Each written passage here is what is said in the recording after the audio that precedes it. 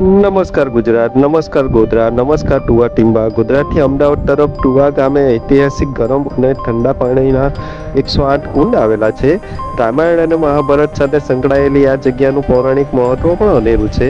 ગુજરાતમાં ઘણી જગ્યાએ ગરમ પાણીના કુંડ આવેલા છે. ટુવા એમાંનું એક છે. ટુવા આશરે ગોધરાથી 15 કિલોમીટરના અંતરમાં આવેલ છે. કુદરતના સાનિધ્યમાં વસેલું આ નાનકડું ગામ આ કુંડના લીધે ખૂબ જ પ્રખ્યાત છે.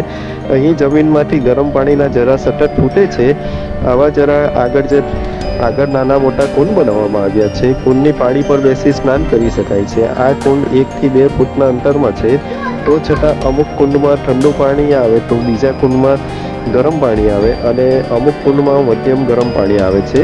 શ્રદ્ધાળુઓ શ્રદ્ધાપૂર્વક સ્નાન કરે છે અને જમીનમાંથી ફૂટતા ગરમ પાણીને જોઈને લોકો અચરજ થાય છે. અહીં લોકવાયકા અનુસાર આ સ્થળે સરભંગ ઋષિનો આશ્રમ હતો. તેઓને સફેદ ડાઘ હતા અને એમને સારા કરવા માટે રામ ભગવાને જમીનમાં બાણ ચલાવી 108 કુંડની રચના કરી હતી અને સરભંગ ઋષિને સ્નાન કરાવ્યું હતું અને ચર્મરોગ સારો થયો હતો.